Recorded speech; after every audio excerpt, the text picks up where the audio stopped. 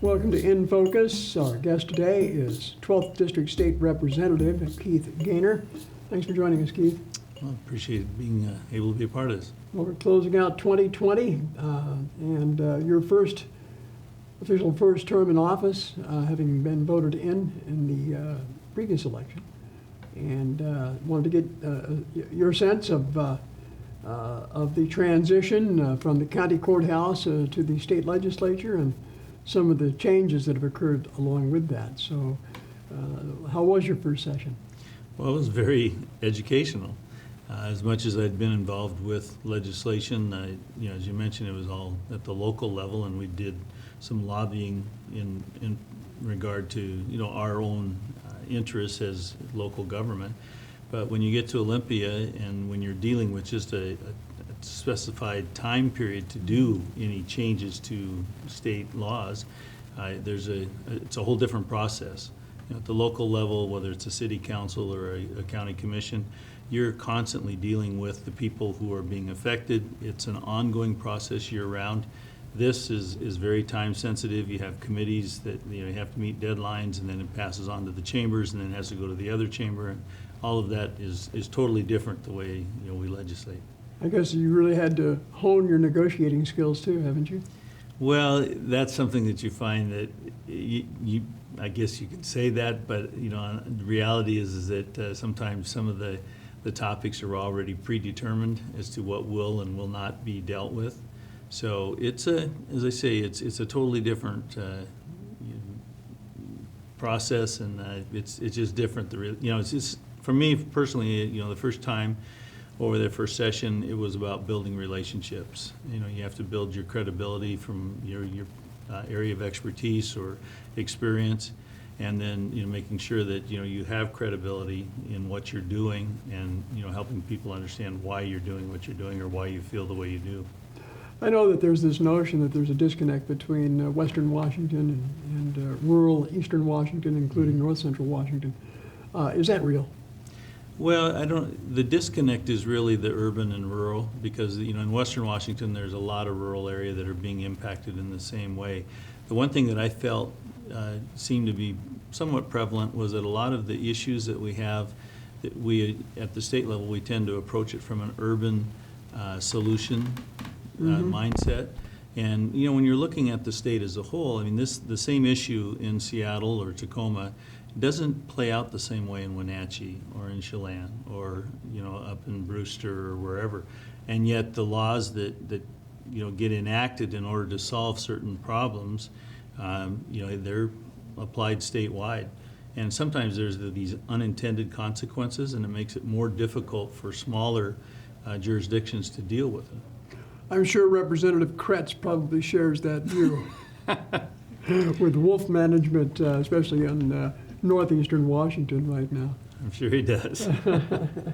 Let's talk about some of the issues that are really important to North Central Washington. Water.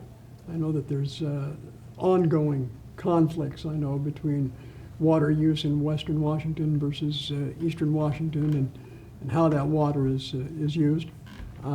Your thoughts on that going forward? Well, I think it's going to be a major issue going forward. Also, it'll continue to be an issue because as more people come to the state, there's more demand for the water. And that's in the rural areas with the exempt wells, and it's the same thing with whether it's industrial or agricultural uses. Anything that gets expanded will probably need more water. And we do have a finite amount. And so, working through these issues to ensure that people are able to prosper and build homes and take care of their needs, and yet also respect the inflow, the stream requirements that we have. Those are challenges that are difficult sometimes to meet, but I guess that's the task before us, is trying to make it work. Is there any major legislation coming forward in this coming session that deals with water? I don't know about major legislation. I have been working on a water bill that would allow water to be transferred back to the basin that it may have been transferred from. So you'd have to set the amount of water that could be withdrawn from that basin again. And if someone has sold water out of the basin and then there's an opportunity for someone else to, actually bring it back, as long as it didn't exceed what was already there previously, then there would be that opportunity for water to be moved back. And that's really critical from an economic standpoint. If, particularly up in the Met-How, water is being sold downstream, and that's been the typical, method. Everything has to go downstream.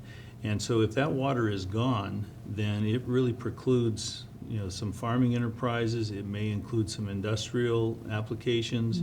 And so, it's really going to, and even the domestic use for the cities, the municipalities up there, the small towns, they're being challenged, with water. So, it's important for us to understand the global picture and making sure that there is the economic element being addressed, but also just the domestic use. Another issue going forward, which is really important to us here in Chelan County, of course, is forest health. Having been inundated with fires here over the last several years, how do you see the legislature moving forward on, let's say, forest health issues and wildfire prevention? Well, I think there's becoming more and more an understanding of the win-win concept of managing your forest well, giving you, generating some revenue to reinvest in the forest, having a healthy forest, the carbon sequestration that takes place. I mean, environmentally, it's a positive thing. We can, use our forests in a very positive way, and that was the intent. I mean, that's why DNR has so much forest. I mean, our forefathers understood that there was a real benefit here for the schools. If that's managed well, they can generate some revenue. They'll have a healthier, environment, and it just is. There's multiple benefits from that. A good, healthy forest. And I would think that we probably have some projects in line for Chelan County coming up this spring to maybe take care of some of the overgrowth, I guess, that has to be burned off or at least removed and reduced. One of the problems that we have, though, with those projects that we have on the schedule is that it takes money to do that. And in the past, that happened along with some timber harvest where, a contractor will come in, they'll actually be able to make some money on selling the timber. And then part of that opportunity, came with the responsibility of cleaning up the underbrush and leaving a good, healthy forest floor.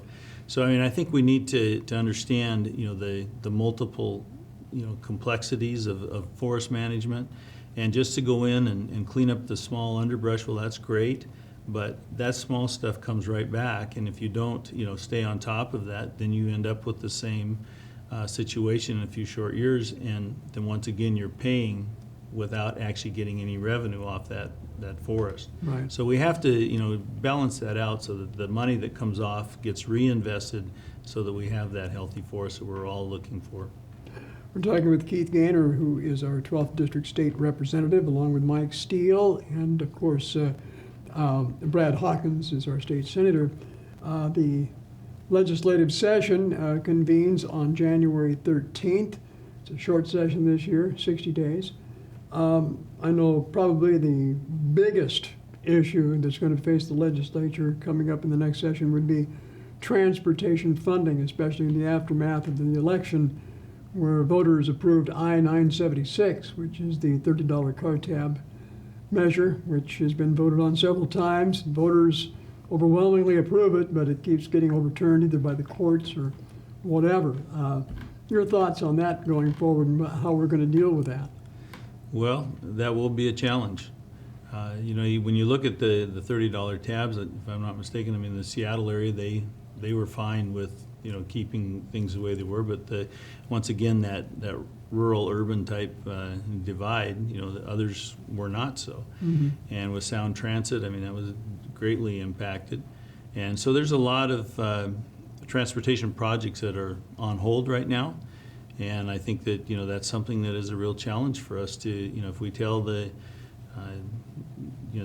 voters or the citizens that this is what will happen, and then you keep changing it, by creep, adding this, little add-on, and next thing you know, you've lost, you've left where you said you would stay, and the voters are not real, appreciative of that. So Well- there's a challenge that we have to come up with the transportation dollars, because maintenance and preservation of our existing infrastructure is lacking right now.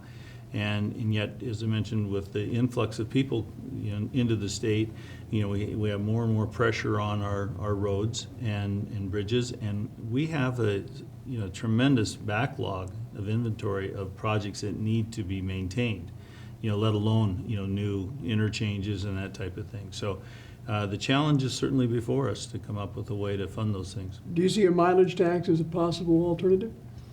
Well, I think Or that maybe to augment what we've got? I think that that's certainly something that will be talked about. I'm not personally in favor of that. I really feel like what we really need to do is to really get more, in a sense, where we prioritize our projects better. I mean, we tend to be reactive to things, and some of the projects that we've seen in the past have been more political rather than actual, a systematic, build out of the infrastructure.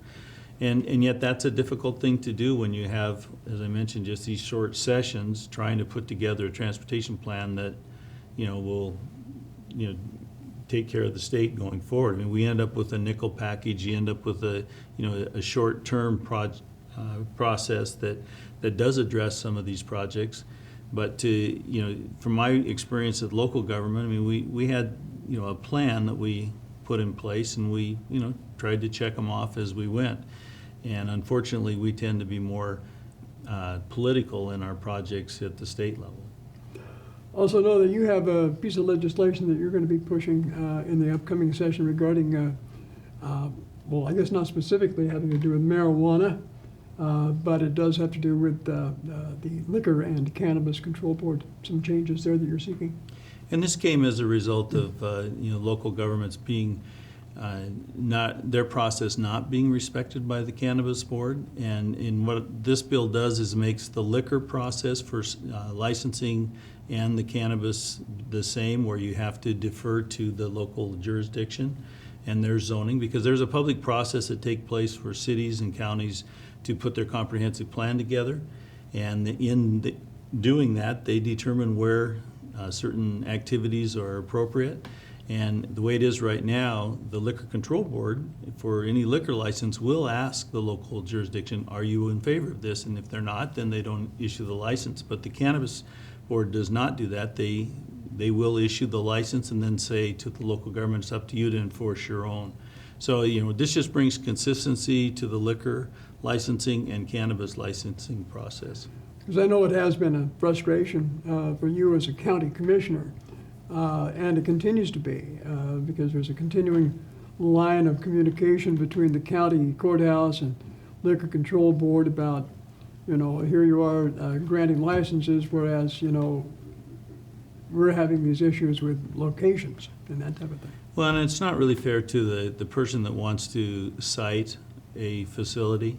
And when the state says it's okay, you can go ahead and do it, and then they're in conflict with their local government. I mean, it would be better for them to make sure that they had checked, all things out with their local government, and then, take that to the state and say, we've done our due diligence, and we're ready to, proceed. So going into the next session, what committee assignments do you have? I have transportation on that, and that really is will be a critical committee this year, just because of the things that we've talked about in that short session, trying to make sure things are cared for. I'm also on local government and state government and tribal relations. Okay. Any ag issues that you can see going forward? Well, there are some ag issues, and the one that happened here in this last session, and I think it'll kind of lap over to this session, has to do with H-2A housing and the process that the state has, because the state contracts with the federal government to monitor the H-2A programs, and they were, the state was asking to impose, an additional fee on the growers, and so that hopefully that will, it'll stay the way they left it without putting that on, but it's something you have to constantly be watching, that the growers right now growers are being challenged, to just stay, economically viable, And so we want to be sure that whatever the state does is not hindering their opportunities for success. I suppose as a pear grower yourself, you're feeling some of those impacts. Yes, I am. So who's minding the farm while you're gone? Well, I have a good crew. I have a foreman who's been with me for 35 years. My son-in-law is working toward taking over the operation. So we're well cared for. Did you have a good season? Well, the typical farmer, you never want to say, yeah, it was great. It was fine. Well, it'll be great to get some of these trade deals done and kind of remove some uncertainties for you guys. Yes. Well, I want to thank you for joining me here on In Focus. Again, Keith Goehner, getting ready to head back to Olympia and the legislative session representing the 12th Legislative District here in North Central Washington. Thanks for joining us. Thank you, Steve. And thanks for joining us on In Focus. I'm Steve Hare.